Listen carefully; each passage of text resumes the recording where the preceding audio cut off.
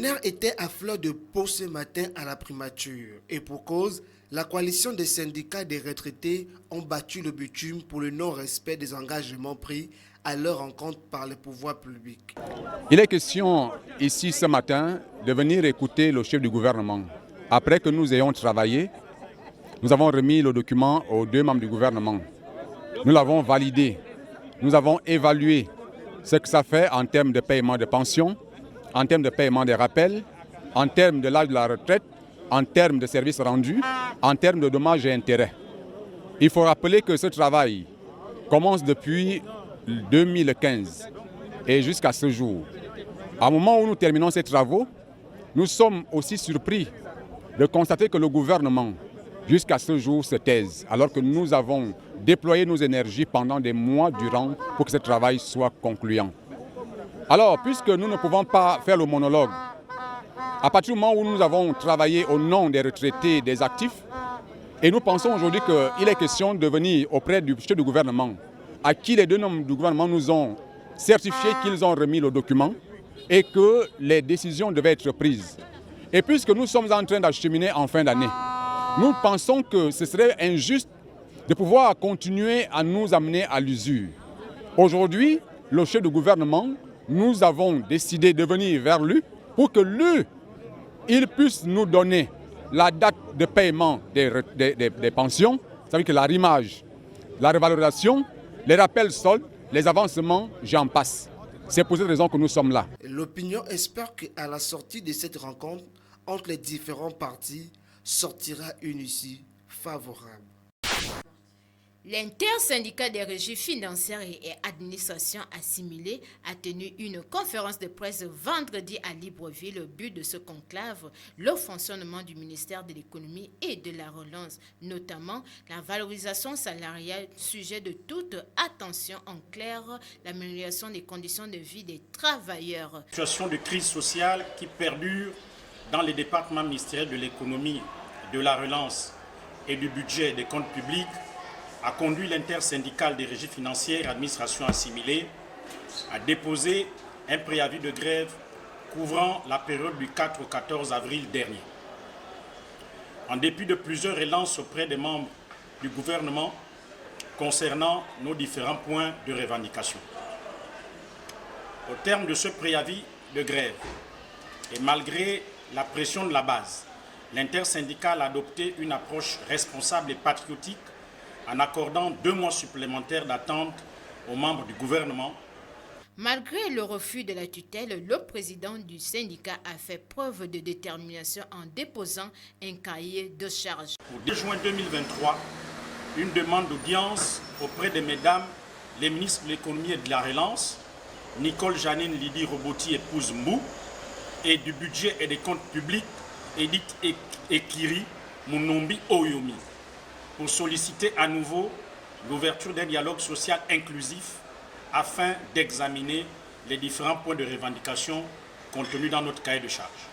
Au terme de son intervention, le président du syndicat a réintégré la vision du chef de l'État Ali Bongo Ondimba à préserver la paix, socle d'un développement économique, social et harmonieux pour le Gabon. Élection générale 2023, les Gabonais sont-ils prêts? Les avis sont partagés. Concernant les élections qui arrivent, en fait, on peut même constater que dans la majorité, dans l'opposition, il y a comme une confusion. C'est-à-dire qu'on ne sait pas encore qui va se présenter ou qui ne va pas se présenter. Donc dans la majorité déjà, je ne sais pas si ils ont déjà prononcé un candidat qui va représenter l'élection présidentielle. Même concernant les opposants aussi, on ne sait pas encore qui sera le leader des opposants ou pas.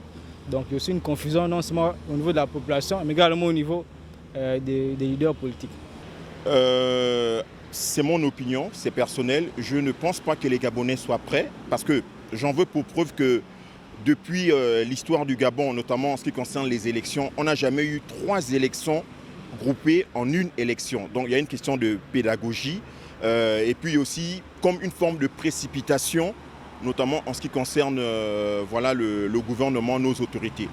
Bon, voter en une élection, 3 élections différentes, je pense qu'il y aura une forme de cafouillage peut-être dans l'urne. Parce que les Gabonais ne sont pas habitués à voter de la sorte. Beaucoup se lèvent et parlent au nom des Gabonais. Les Gabonais même ne parlent pas. C'est une poignée de personnes qui se lèvent, qui s'arrangent à flouer les gens, dire que bon, ils parlent au nom des Gabonais. De quel Gabonais on parle ici?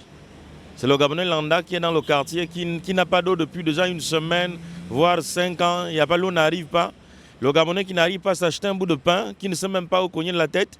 De quel Gabonais on parle quand ils disent que les Gabonais sont prêts pour les élections? De quel Gabonais? Moi, je pense que le président Ali, il faut que... Moi, je dis ça au président, il faut qu'il arrête de se mettre derrière des personnes qui le font. Qu'il consulte les Gabonais eux-mêmes. Nous, les Gabonais, nous sommes là. Si le projet de société est bon, on te suit. Si le projet de société n'est pas bon, mais qu'on cherche celui qui a un autre projet qui est mieux. Bon, les élections 2023, les Gabonais sont prêts. Ce qui est sûr, beaucoup de Gabonais sont inscrits sur les listes massivement. Ils sont prêts. À vos marques, prêts, partez. Gérard Elangema du Front patriotique gabonais sera de la course pour la présidentielle du 26 août prochain. L'annonce de sa candidature a été faite récemment au cours d'une conférence de presse à Libreville. Ce dernier, qui estime avoir entendu le cri de cœur des Gabonais, se dit prêt à briguer le fauteuil présidentiel tant convoité. Après m'être imposé 3 mois d'observation et de réflexion sur la situation de notre pays, le Gabon, me voici à nouveau devant vous pour vous prévenir du danger qui guette notre pays, le danger dans lequel nos gouvernants et les hommes politiques nous ont plongés depuis plus de 30 ans. Chers compatriotes, depuis 1990, date de l'avènement du multipartisme au Gabon, nous n'avons eu de cesse d'assister à un spectacle ignominieux, à un jeu politique trouble des membres d'une seule famille politique, le PDG, qui, pour assurer la longévité du régime et conserver leurs intérêts, se transforment opportunément en opposants à un moment donné, puis retournent dans leur parti d'origine à un autre moment pour utiliser leur expression à la maison du Père. Le Gabon est un pays où il pleut 9 mois sur 12, mais où paradoxalement l'eau et l'électricité manquent dans les ménages. Les Gabonais sont réduits à creuser des puits, pour les plus nantis des forages, sinon squatter de l'eau chez des frères étrangers, comme c'est le cas au quartier La Campagne en Kembo. Suivez mon regard, ils vont mendier de l'eau chez des étrangers. Au pire, ce sont les expatriés qui vendent désormais les terrains aux nationaux, les exproprient aux yeux et à la barbe des gouvernants, des gouvernants qui ne rechignent guère, comme s'il y avait un complot de déposséder une certaine catégorie de personnes au profit d'une autre. J'accepte d'être candidat parce que je n'ai jamais participé à la gestion chaotique de notre pays, donc je n'ai jamais volé l'argent de l'État. Il appartient maintenant aux candidats à convaincre les électeurs.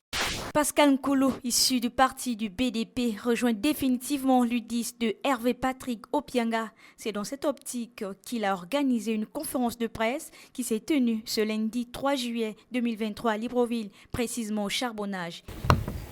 Ce matin, mesdames et messieurs, consacre la fusion et adhésion à l'UDIS, l'Union pour la démocratie et l'intégration sociale, adhésion qui se matérialisera de façon formelle dans les jours prochains par nos prises de carte de militants de l'UDIS. Les raisons de ce choix découlent exclusivement du constat de la convergence de nos idées, de la lecture et de la perspective que nous avons de l'engagement politique. À cela s'ajoute le procès bien singulier du leader de l'UDIS, présent comme nous, régulier dans le microcosme politique comme nous, membre de la majorité présidentielle comme nous l'étions. Il a su préserver le lien citoyen et social. Député à l'Assemblée nationale, ses alertes sur les questions sensibles de notre société témoignent de sa proximité, à la limite de l'intimité avec ses concitoyens. Disponible et rigoureux, C'est un leader qui a la particularité de faire grandir ceux qui l'entourent. À ses qualités personnelles s'ajoute le fait que nous partageons les mêmes valeurs et un attachement profond au Gabon. Ce dernier s'est prononcé également sur le sujet très complexe qui est celui de l'homosexualité au Gabon. La question de l'homosexualité, mon frère, on laisse d'abord l'étude de micro là. Mon frère, moi je suis un bon parrain. Je comprends? Dans mon village, personne ne me donnera de l'eau à boire. Si je parle de ça, même en blaguant, je dis bien même en blaguant. Non, il faut qu'on soit sérieux. C'est pour ça que je dis qu'on a pris la mauvaise habitude de parler de tout sans lui donner nos propres positions de manière ferme. C'est pour ça qu'on a dit Congo ça. Tel dit, ah tu as entendu, ah tu as entendu. Non. Pire, je fais l'engagement d'une vie chrétienne. Dans la vie, on a le choix entre deux choses. Mais une d'entre elles est primordiale. Une d'entre elles est primordiale. Il y a la loi des hommes. Elle est imparfaite. Il y a la loi de Dieu. Nous ne sommes pas du principe que Dieu est parfait, que tout ce qu'il a fait est parfait, que nous sommes sa création. Mon frère, moi je parle comme Mugabe. Le jour que deux hommes donneraient un bébé, on pourra penser. Dieu nous a fait pour que nous soyons à son image dans la capacité de reproduire la vie comme elle est excellente. Pascal Nkoulou n'a pas manqué de remercier les journalistes qui ont effectué le déplacement. Nous y reviendrons. Du nouveau à Canal+, avec la mise en place dorénavant le projet Canal+ Impact. Canal+ Impact va s'engager positivement à l'égalité de chances et au développement de l'économie locale. La mission essentielle étant la solidarité dans les quartiers sous-intégrés de la capitale Libreville. L'idée aujourd'hui avec Canal+ Impact, c'est de regrouper toutes ces actions que nous faisons depuis des années en un seul levier qui sera Canal+ Impact, qui va regrouper un peu les trois piliers de notre action solidaire sur le continent. Le premier pilier qui est Orphée, qui traite un peu de tout ce qui est orphelinat, tout ce qui est notre accompagnement que nous apportons aux orphelinats. Donc nous aidons les orphelinats, comment je peux l'interpréter, nous développons notamment des salles multimédia pour ces orphelinats où nous mettons à disposition l'abonnement Canal+ gratuitement, mais pas que. Nous améliorons également le quotidien de ces orphelinats. Canal+ au cœur du développement. Un conseil des ministres délocalisé s'est tenu à Oyem dans la province de Wellington le 3 juin 2023 en marge de la tournée dite républicaine du chef de l'État gabonais à l'intérieur du pays. À cette occasion, plusieurs décrets ont été pris concernant les élections générales du 26 août 2023. Le Conseil des ministres a délibéré sur les affaires suivantes. Ministère de l'Intérieur. Projet de décret fixant la date de dépôt de déclaration de candidature pour l'élection du président de la République, des députés à l'Assemblée nationale, des membres des conseils départementaux et des conseils municipaux pour l'année 2023. Projet de décret portant ouverture et clôture de la campagne électorale pour l'élection du président de la République pour l'année 2023. Projet de décret portant ouverture et clôture de la campagne électorale pour l'élection des députés à l'Assemblée nationale et des membres des conseils départementaux et des conseils municipaux pour l'année 2023.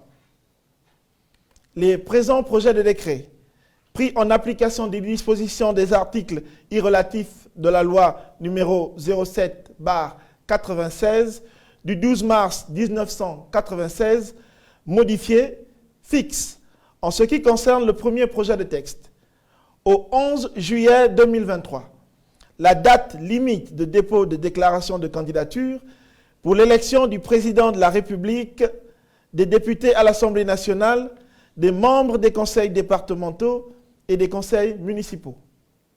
Le second projet de texte ouvre la campagne électorale du président de la République pour l'année 2023 à la date du 11 août à 0 heure et sa clôture le 25 août 2023 à 24 heures. Le troisième projet de texte, quant à lui, dispose que La campagne électorale pour l'élection des députés à l'Assemblée nationale et des membres des conseils départementaux et des conseils municipaux pour l'année 2023 s'ouvre le 16 août à 0h. Elle est close le 25 août à 24h. Après des mois de spéculation sur ses intentions, le président sénégalais a finalement déclaré lundi 3 juillet à la télévision nationale qu'il ne bégayerait pas de troisième mandat à la présidentielle de février 2024. Une annonce qui, pour les observateurs de la vie politique sénégalaise, évitera le pays de s'embraser au regard des derniers incidents qui ont coûté des pertes en vies humaines. Mes chers compatriotes, ma décision, longuement et mûrement réfléchie, est de ne pas être candidat à la prochaine élection du 25 février 2024. Et cela, même si la Constitution m'en donne le droit.